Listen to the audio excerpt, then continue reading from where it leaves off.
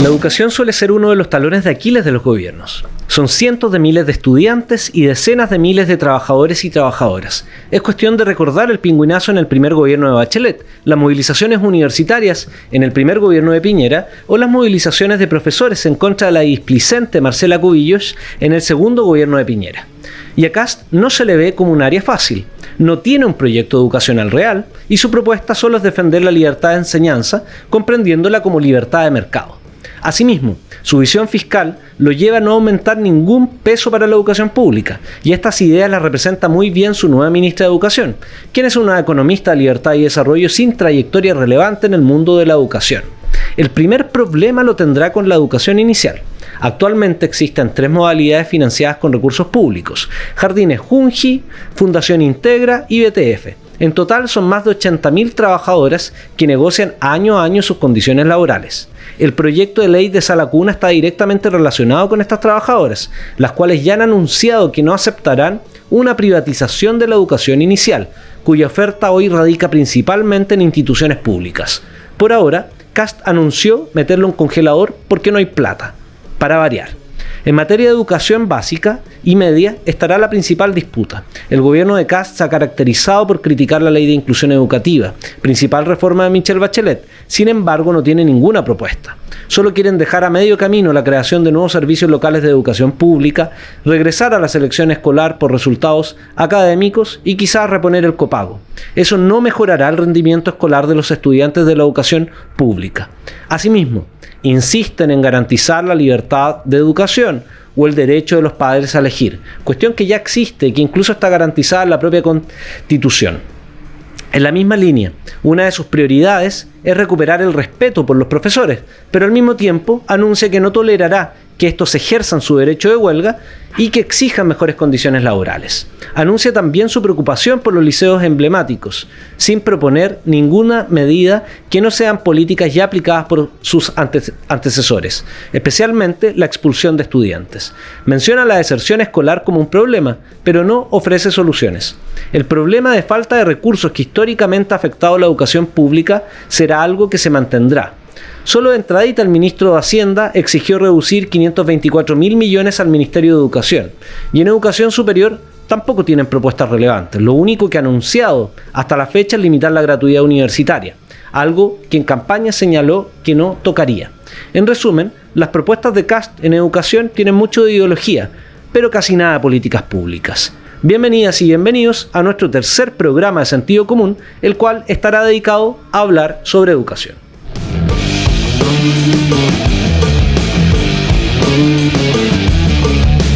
En este nuevo programa estamos junto a Axel Inday, periodista del Ciudadano, y a Catalina Lufín, presidenta de las Juventudes Comunistas y quien también maneja muy bien el tema de educación porque fue presidenta de la FECH.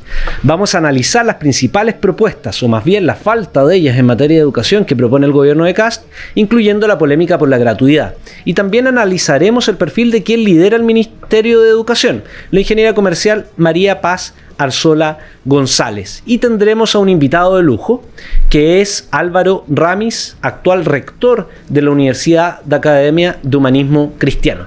Vamos a partir contigo, Catalina. Queremos contextualizar un poco cuáles han sido las demandas históricas del movimiento estudiantil para que quienes no están familiarizados con el sistema de educación puedan conocerlas. Desde el retorno a la democracia, el movimiento estudiantil ha impulsado importantes reformas sociales en miras de construir un proyecto educativo de nuevo tipo, democrático, accesible para todos, de calidad y público. Vale decir que permita el desarrollo de las personas en función de un proyecto común para el país. Hay muchísimos momentos que sin duda se quedaron grabados en la memoria histórica de todos los chilenos y que nos recuerdan la potencia, el coraje y la tremenda valentía de quienes con su juventud inundaron las calles con rebeldía. El mochilazo del 2001, la revolución pingüina del 2006, los universitarios del 2011 y una seguidilla de réplicas hasta llegar al estallido social consagraron avances históricos como el pase escolar con tarifa diferenciada, la gratuidad en la educación superior para el 60% más vulnerable, el inicio de la desmunicipalización, el fin a la selección, entre muchas otras conquistas. ¿Y qué dice el presidente de todos estos valiosísimos logros? Nos dice, tirémoslos por la borda, volvamos al municipalismo. Total, si un colegio colegio en Las Condes o en Providencia puede destacar y cumplir estándares de excelencia, ¿por qué no podrían hacerlo todos los demás colegios? Parece que se le olvida que lo que encendió la chispa de los estudiantes secundarios fue la precariedad que sufría un establecimiento en Lota, al ver que se llovía el techo en pleno invierno y eso obstruía totalmente el aprendizaje de los niños y niñas. Esa realidad, que aún no hemos logrado extinguir del todo, tiene como referente José Antonio Kast. Así se ve el Chile de sus fantasías. Pero lo que para él es un sueño, para las grandes mayorías es una pesadilla. ¿Y qué pasa con la gratuidad? Todos recordamos que el presidente era un férreo opositor a la gratuidad universitaria cuando era parlamentario. Decía que el Estado no tenía por qué pagarle el título a los jóvenes que pueden costearlo. Pero hace apenas 2 añitos pillaron a su hijo postulando a la beca ANID para irse a estudiar con recursos públicos al extranjero. Ese es el lugar que ocupa la educación en el programa de gobierno. Una caja pagadora para que la élite siga siendo élite y para que los pobres sean más pobres. El caso que menciona es el nuevo diputado del Distrito 10 y en la misma línea pillaron a la diputada Paz Charpentier, quien también se terminó asignando una beca del Estado para estudiar un magíster, y es el mismo caso de Axel Kaiser, quien también estudió con plata del Estado en doctorado en Alemania. Después de financiarse con recursos públicos se vuelven muy libertarios. Pero quería preguntarte también, en tu rol como presidenta de la FECH, ¿cuáles son las principales demandas que tuvo la CONFECH y que tiene la CONFECH, y cuáles crees que van a ser las respuestas que va a tener el gobierno frente a estas demandas?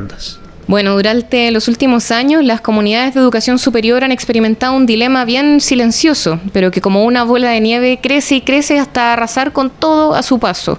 Se trata de una grave crisis de financiamiento que ha generado cierres de carreras, despidos masivos y endeudamiento de las comunidades. Este mecanismo de voucher con el que se da cobertura a la demanda educativa en vez de las instituciones ha debilitado especialmente a los proyectos radicados en las regiones más extremas del país, como el reconocido caso de la UFRO en Temuco o de la UTA en Arica. Las universidades públicas se ven obligadas a sostener sus planes educativos a través del autofinanciamiento, lo cual deja supeditado el mejoramiento continuo de las carreras al vaivén del mercado. Todo esto se hizo aún más palpable en las condiciones de estudio que quedaron post-pandemia.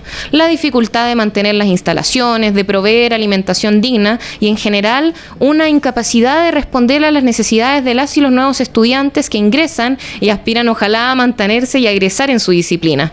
Pero Kast también habla de que hay una crisis en la educación. Entonces, ¿qué tiene de distinta esa crisis de la que describimos nosotros? Muy simple. Para el presidente el lucro no es un problema, sino que es parte de la solución. Kast y Quirós no tienen ningún inconveniente con que el fisco entregue miles de millones a instituciones que luego los reciben como decanos y académicos al dejar el Estado. Ese es el caso de la Universidad San Sebastián, que captó más de 100.000 millones en CAE el 2024, o de la Universidad Mayor, que tras recibir 330.000 millones públicos los desvió hacia Estados Unidos, recibiendo solo una multa del 0,15%. Para ellos todo es parte de una legítima competencia y variedad de oferta en los proyectos educativos, una política que debiese profundizarse en este gobierno. Y también te quería preguntar qué hay sobre uno de los temas que ha vuelto al debate público, que está relacionado con la gratuidad universitaria. En campaña vimos cómo señalaba incluso Mara Cedini que no se meterían con la gratuidad, sin embargo ya han anunciado las primeras medidas. ¿Qué importancia ha tenido la gratuidad universitaria y cómo impactan estos primeros anuncios? En el reciente lanzamiento del Plan de Reconstrucción Nacional, Kast y el ministro Quirós nos dieron la noticia de que será la juventud y su educación la que va a costear su insigne austeridad. Por una parte nos dicen que limitarán el acceso a la gratuidad a los 30 años, una medida que afecta solo al 1,4% de los beneficiarios, es decir, que tiene un impacto marginal para el fisco, pero que puede golpear irreparablemente la vida a una madre joven que tuvo que postergar su entrada a estudiar. Un anuncio que afecta a las personas de capas medias y que echa por la borda el mérito y el esfuerzo de los más vulnerables, que a veces tarda años en dar frutos.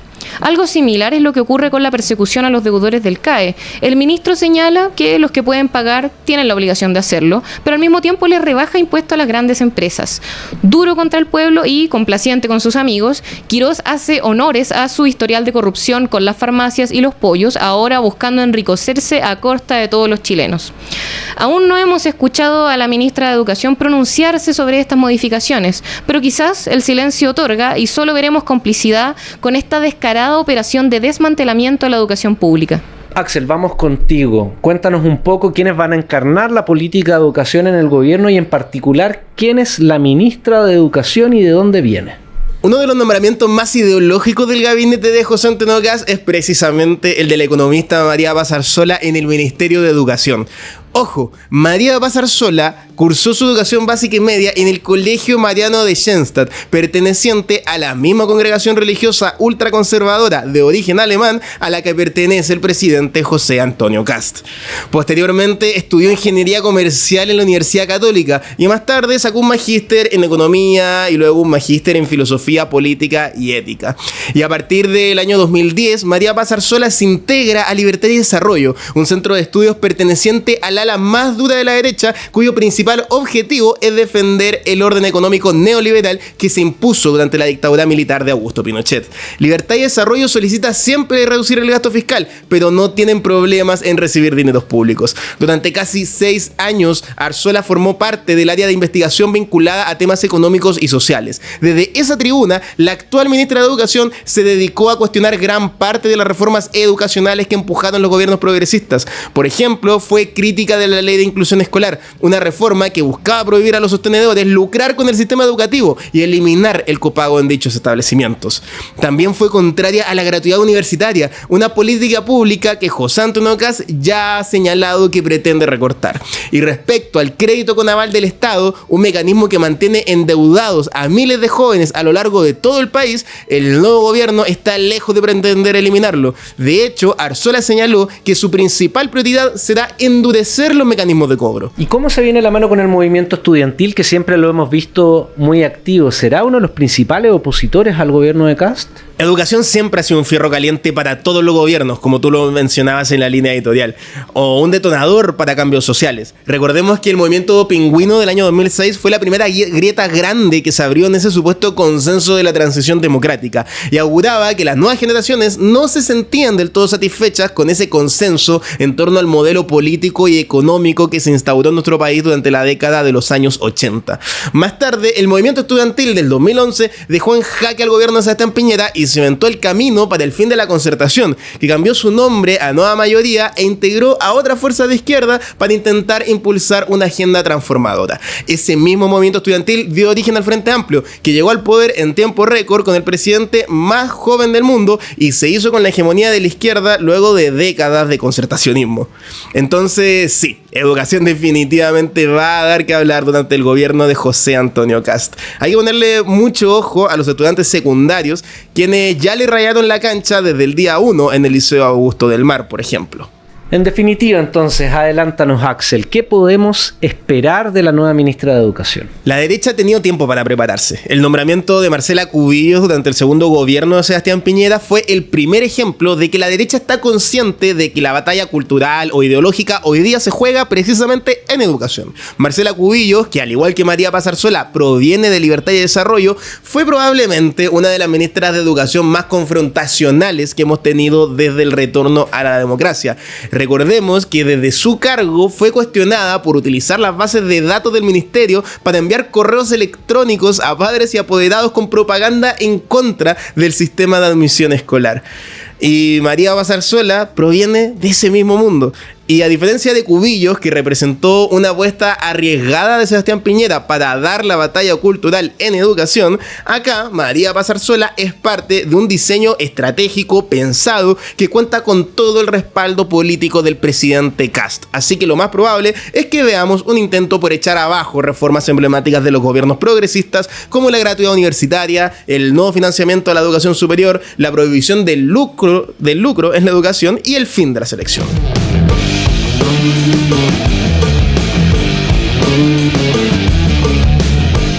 Como les anunciaba, nuestro invitado el día de hoy es Álvaro Ramis, quien se desempeña como rector de la Universidad Academia de Humanismo Cristiano y también es presidente del Centro de Estudios de Políticas Públicas, Territorio y Comunidad.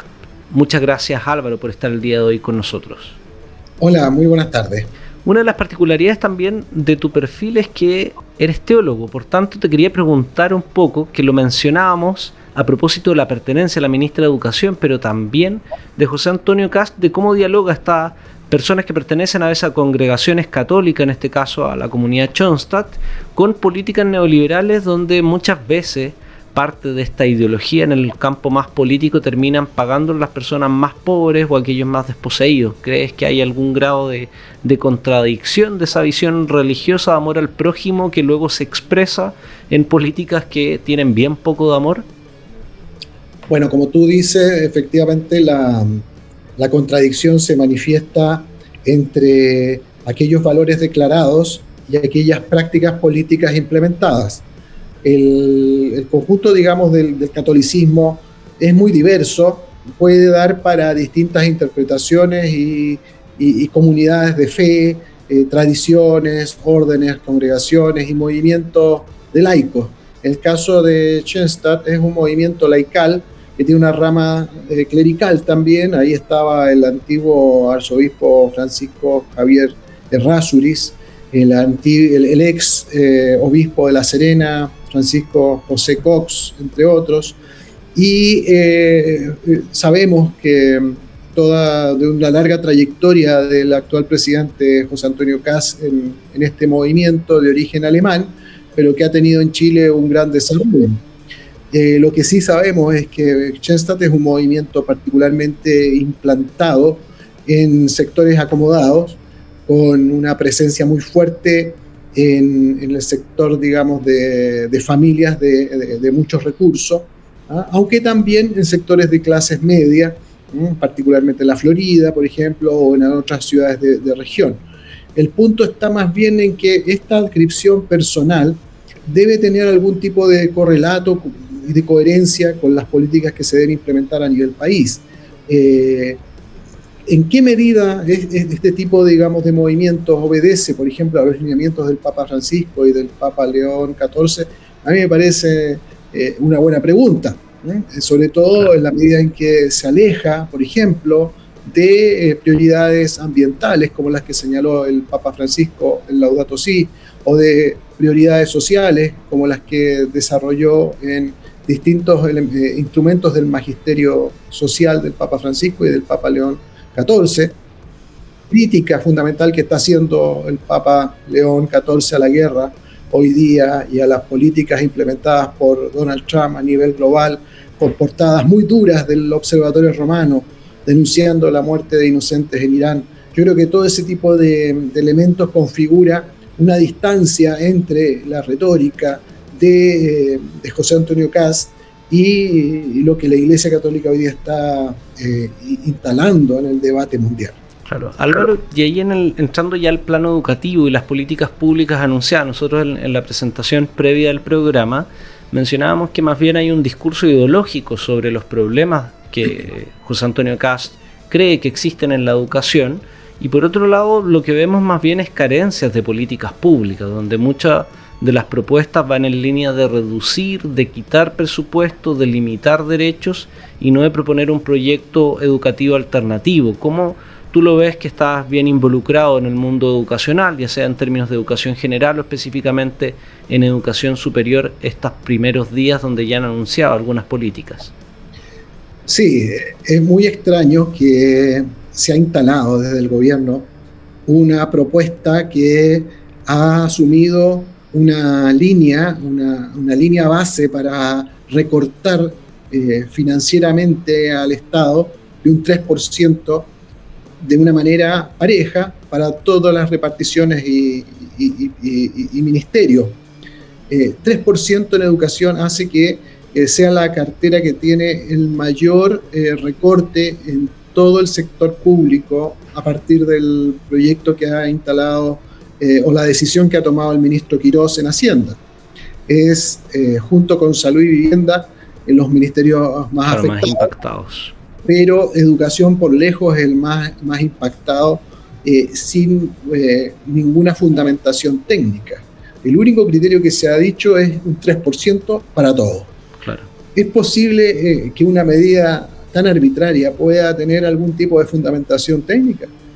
¿Es lo mismo un 3% en educación que un 3%, qué sé yo, en defensa, o un 3% en la Secretaría General de Gobierno?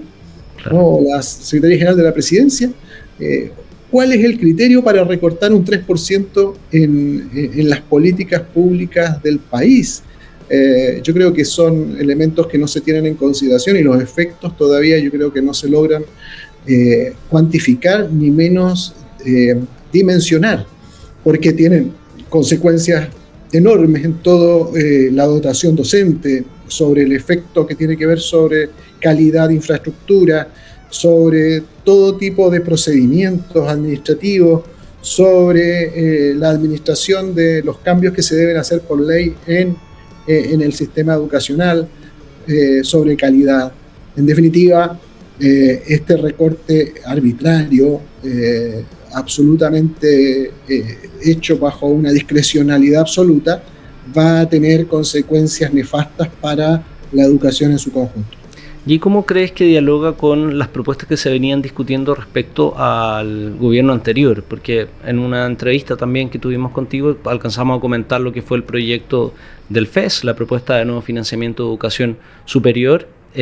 Se discutió en su momento, o era parte de las campañas de Gabriel Boric, la condonación del CAE y de los otros créditos educativos, pero ahora vemos que el discurso está completamente a la inversa, ¿no? Y una de las principales propuestas es cómo cobran el crédito con aval del Estado sin importar cuál es la situación laboral en la que se encuentran las personas que tomaron este crédito. ¿Qué impactos crees que va a tener en la educación superior este tipo de políticas? ¿Y cuáles son las propuestas reales que están surgiendo o que han tenido históricamente las comunidades educativas también, sobre todo las comunidades universitarias, que no van a tener ninguna posibilidad de ser implementadas en virtud de esta reducción de presupuesto? Obviamente que esto tiene muchas consecuencias en el sistema de educación superior. Yo creo que la más evidente es lo que tú señalas, ¿no? De pasar de una propuesta como la del FES, que buscaba una condonación para las deudas críticas del sistema con el CAE, a la mantención del CAE y además su cobranza mucho más draconiana.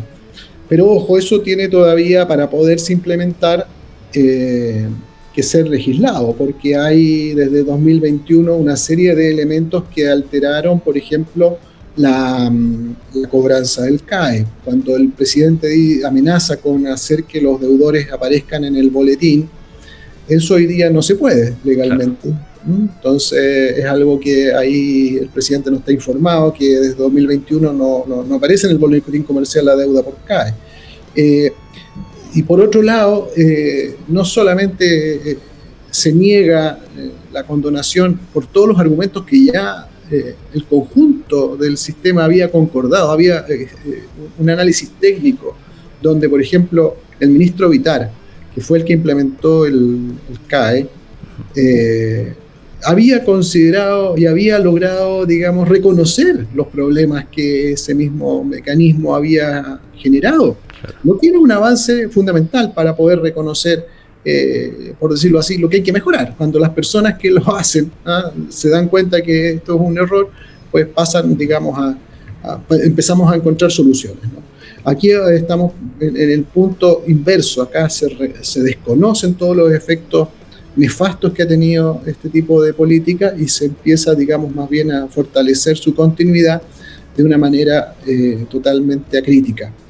Yo creo que otro aspecto que es muy grave, digamos, es la reducción, por lo menos el anuncio, de que las personas que tengan más de 30 años, a partir de los procesos de admisión futuros, ¿no? A partir de una aprobación de una ley, no accederían a la gratuidad.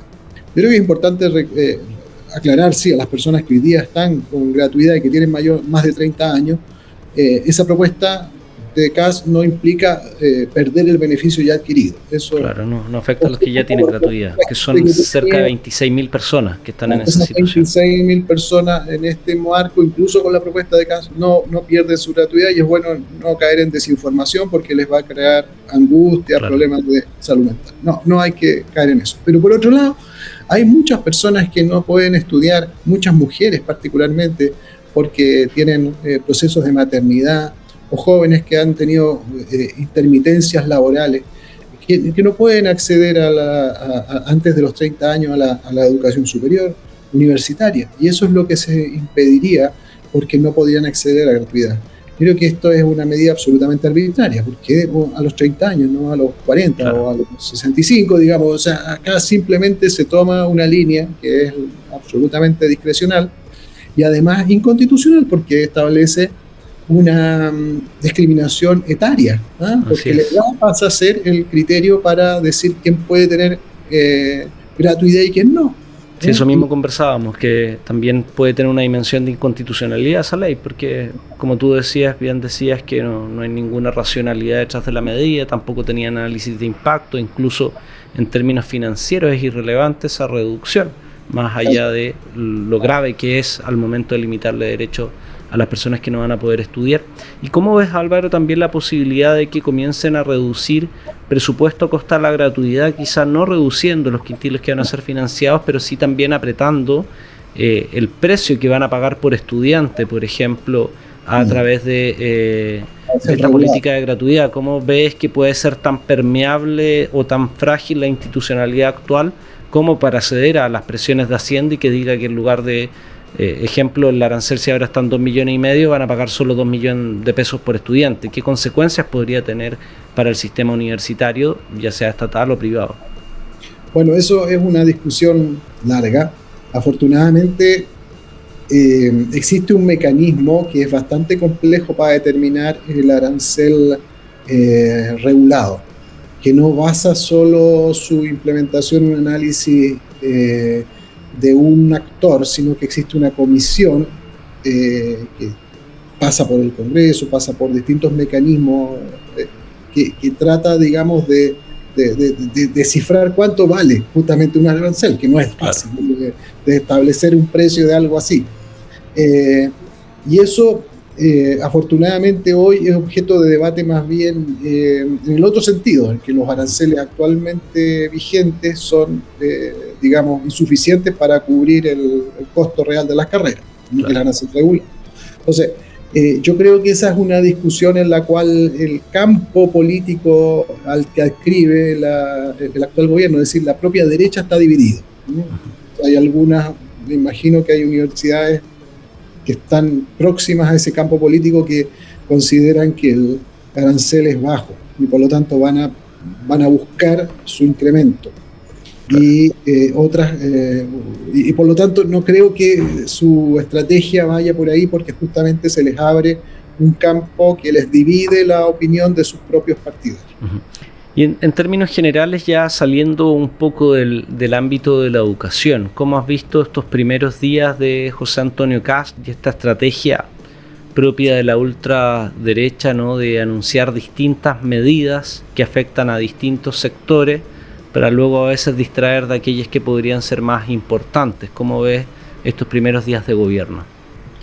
Bueno, efectivamente es una especie de torbellino de anuncios, todos ellos absolutamente desconcertantes, basados en muchos casos en una absoluta discrecionalidad, y donde, lejos de construir o de proponer, hay más bien un desmonte de institucionalidad vigente, ya sea ambiental, ya sea social, ya sea en política migratoria, etc. Es una propuesta principalmente destructiva, de desconstitución de lo que se ha ido elaborando, no en el gobierno de Boric, sino en el gobierno de Bachelet 1, de Piñera 1, de Bachelet 2, de Piñera 2 y Boric. O sea, claro, yo creo que es un largo proceso de institucionalización que a mi juicio parte fundamentalmente a mediados de la década del 2000, cuando se empieza, digamos, a construir, por decirlo así, las bases de ciertos niveles de regulación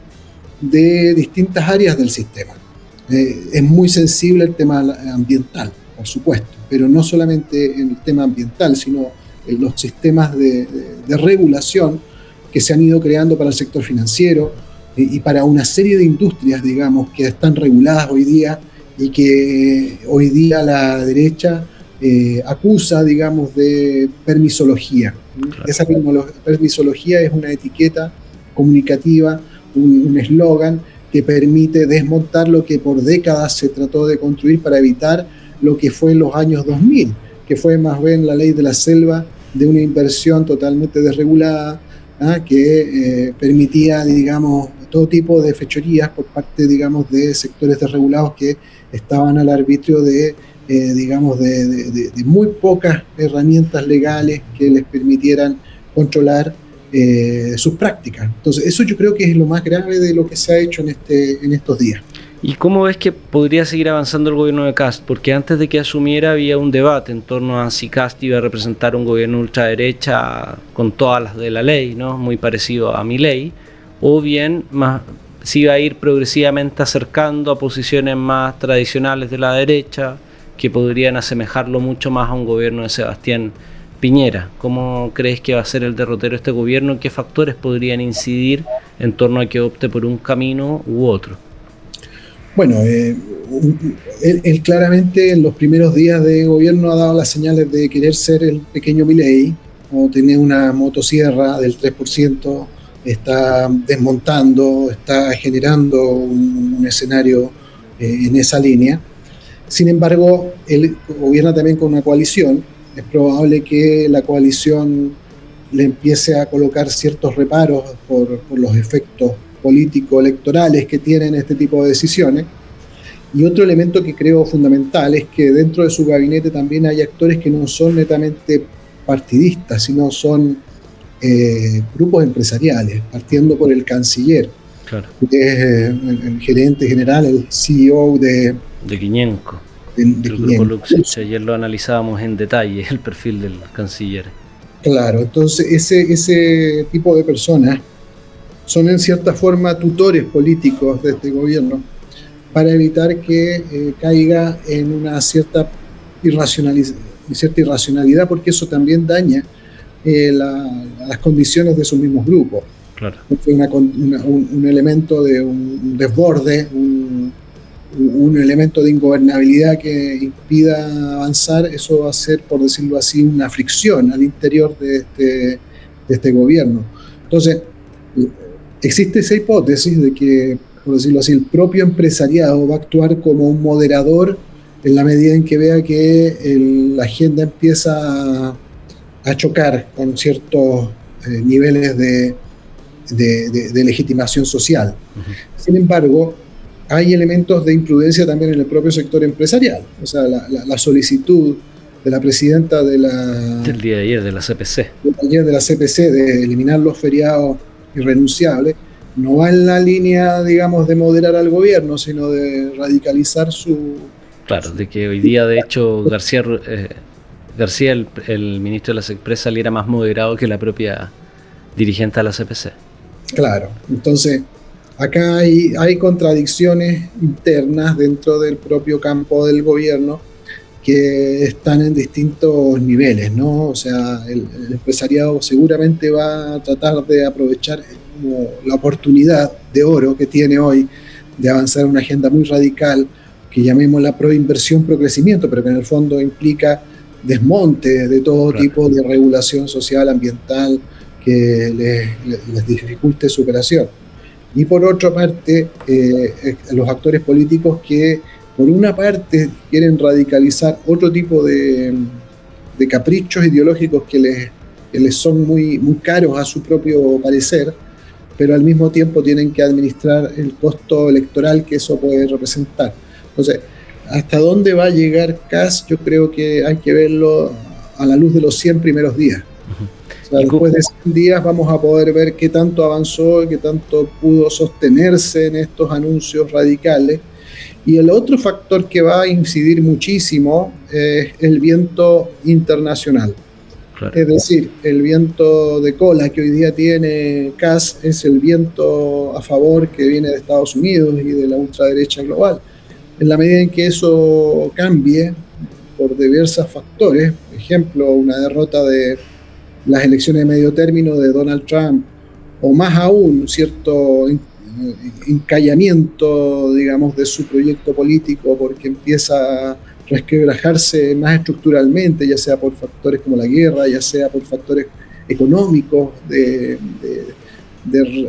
crisis financiera en la cual empieza a verse involucrado. Yo creo que eso puede revertir también ciertas tendencias radicales en la derecha global.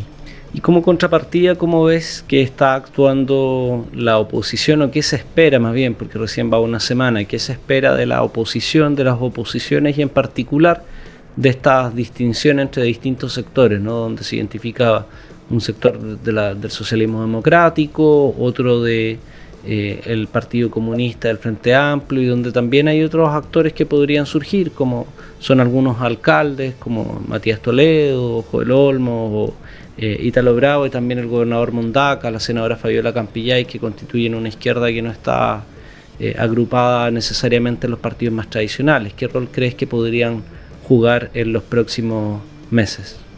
Bueno, es muy bueno el análisis que tú haces. Justamente yo creo que hay distintas oposiciones.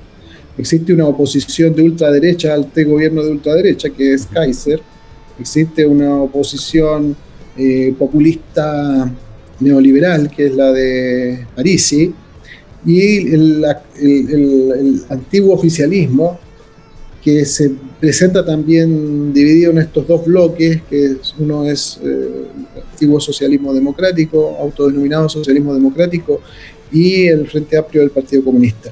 Y frente a eso también este actor, por decirlo así, social territorial, que son alcaldes que no tienen militancia en partidos políticos, y además gobernadores como Rodrigo Mondaca, que están generando también una iniciativa de articulación y de acción colectiva que permite plantear otra mirada de la oposición basada más bien en la cercanía a la ciudadanía en sus propios territorios y en sus propias necesidades. Lo único preocupante realmente no es que exista, por decirlo así, perfilamiento de una oposición diversa, porque eso es bueno a la hora de que la gente pueda ver las diferencias también. Cuando se es gobierno, más o menos las diferencias tienen que quedar apartadas, pero cuando se es oposición se pueden perfilar ciertas distinciones que son buenas para que la gente vea que no todos los actores políticos tienen los mismos criterios y pueda perfilar mejor también sus prioridades.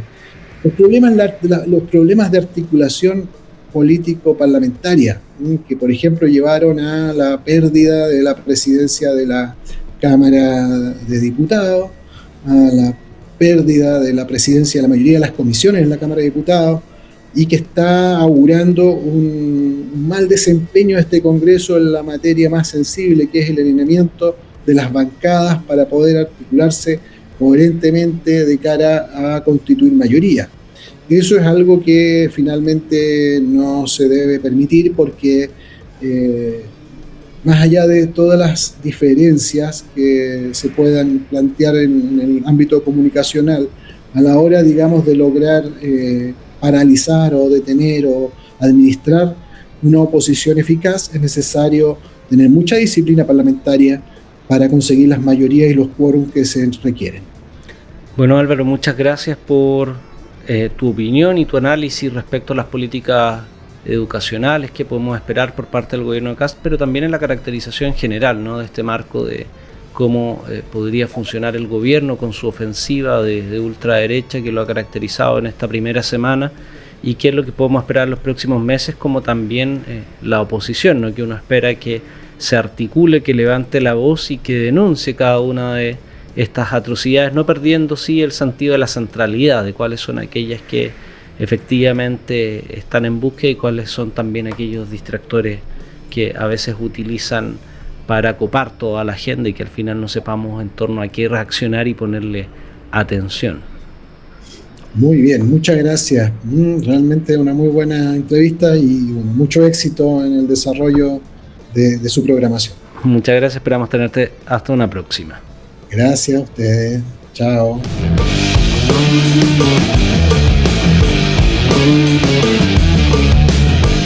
Vamos llegando al final del programa del día de hoy. Agradecerte, Axel, agradecerte, Cata, por la participación, y también a Álvaro, a quien lo tuvimos conectado en la entrevista, donde pudimos analizar qué es lo que nos espera en materia educacional y que sin lugar a dudas vamos a tener que ponerle atención, qué es lo que se viene en los próximos días. Ya hemos visto algunos actores del movimiento secundario que han realizado movilizaciones el primer día, como lo mencionaba Axel, en el Liceo Augusto Dalmar en Ñuñoa. También hemos visto algunas declaraciones del presidente del Colegio de Profesores, Mario Aguilar, que probablemente lo tengamos también en nuestros próximos programas. Y también realizábamos junto a Álvaro un análisis más general de qué esperar de este gobierno en los primeros 100 días de gobierno y qué también esperar de la oposición, o más bien de las oposiciones. Así que muchas gracias por conectarse a este tercer capítulo de Sentido Común y nos vemos